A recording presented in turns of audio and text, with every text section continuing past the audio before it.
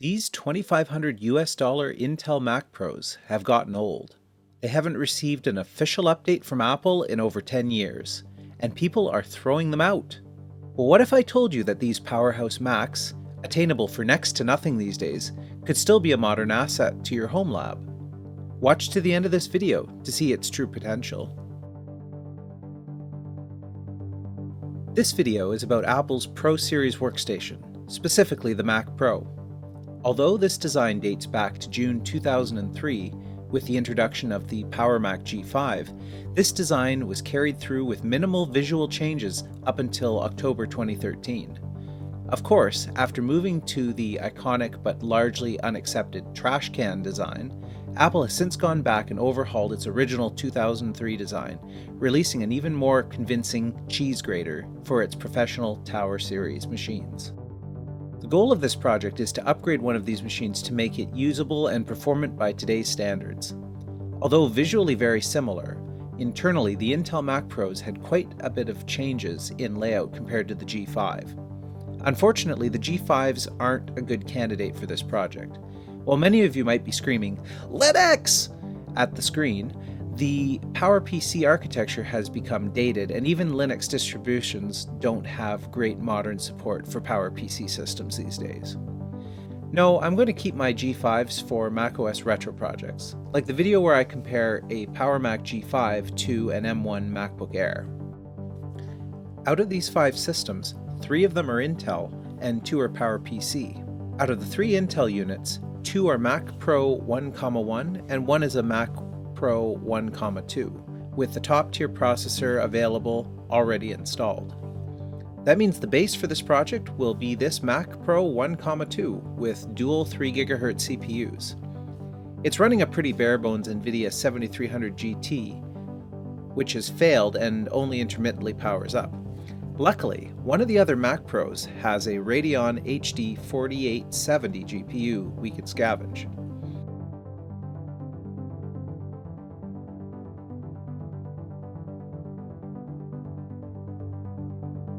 They all have varying amounts of RAM in them.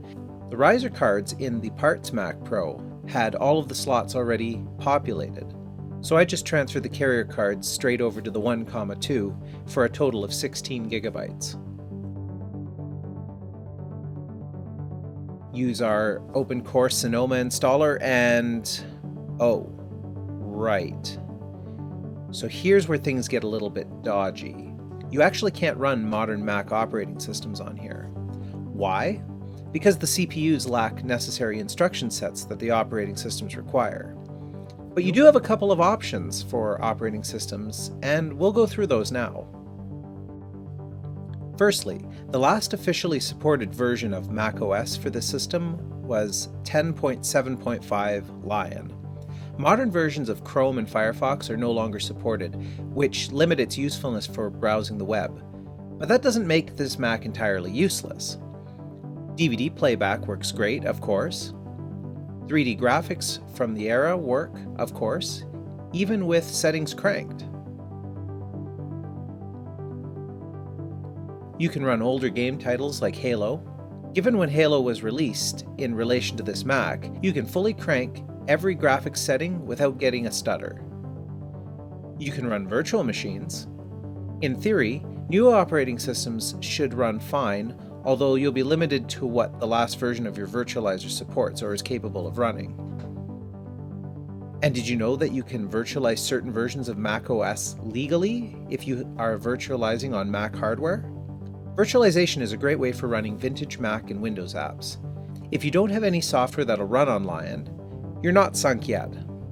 Modders have successfully upgraded these first-generation Mac Pros to 10.11 El Capitan. Since El Capitan only supports 64-bit EFI, they essentially built a bootloader that boots 32-bit and passes off to the 64-bit macOS loader.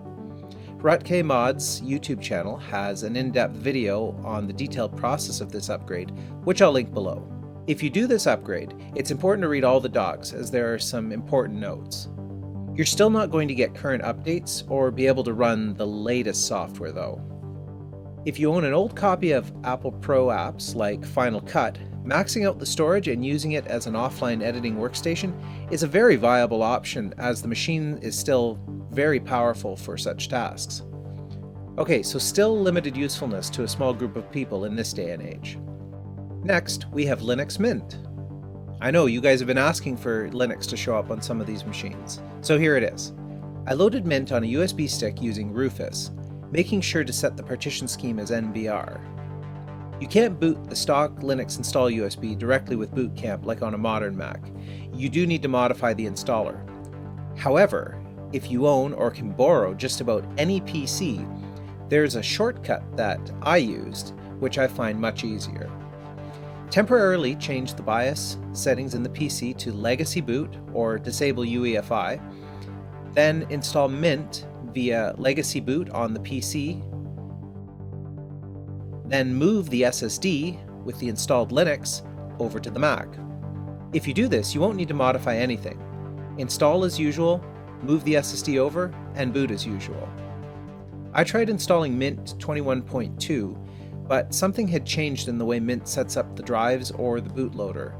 I've had this problem before with older ThinkPads too, where really old non-EFI systems have trouble finding the bootloader and claim that there's no operating system found. I think it has something to do with the drive in later distros getting set up as GPT instead of MBR, as more modern PCs boot the drive fine.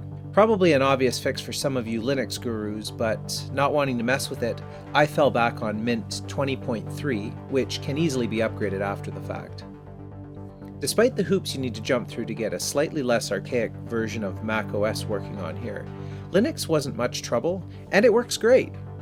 If you're not using Linux though for development or virtual machines, this PC pulls a lot of power and might not be so practical for simple, basic web browsing tasks, especially considering you can run Linux just as well on a low-powered potato. If you're a Linux power user though, this is like a dream come true. Cheap performance. Third option we have is to install Windows and use this as a gaming PC.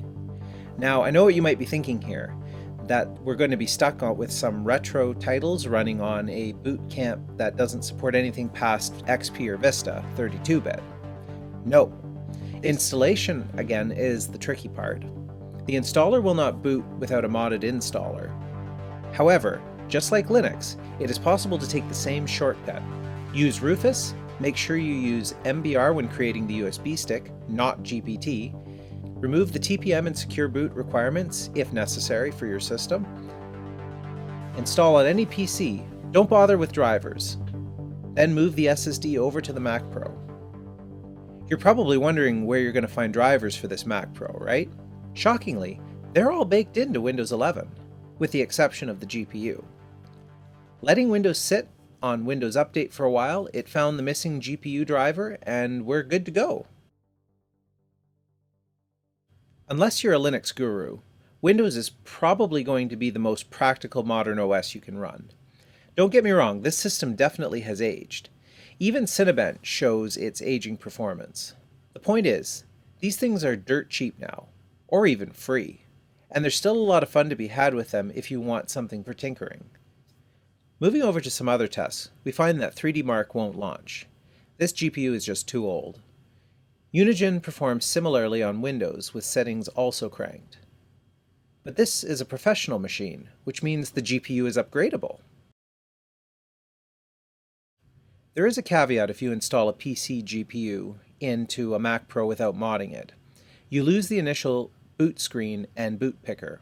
Your default OS will boot automatically, so if you have only Windows installed, then you'll be at a black screen until Windows boots. The same thing goes for Mac OS. You can resolve this by flashing the card with a Mac firmware.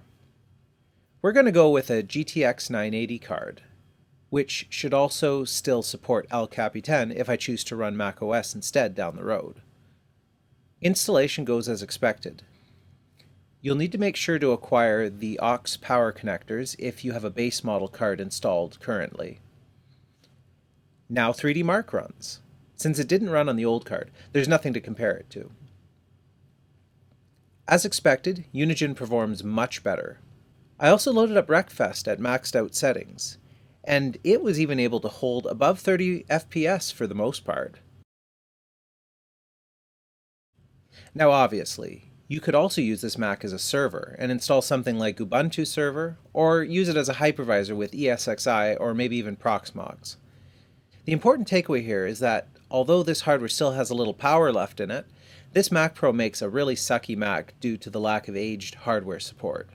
However, it makes for not a bad PC, and even has stylish looks if you're not going to hide it in a server closet. But would I go out and buy one? No, definitely not. This hardware is just far too aged. But if you find someone looking to get one taken off their hands, know that there's still some useful life left in it. Thanks so much for watching this video, and thank you so much for your support on this channel. It really means a lot that you guys have liked and subscribed so many of these videos, and I just wanted to express my deepest gratitude to you. Thanks so much, and have a great rest of your day.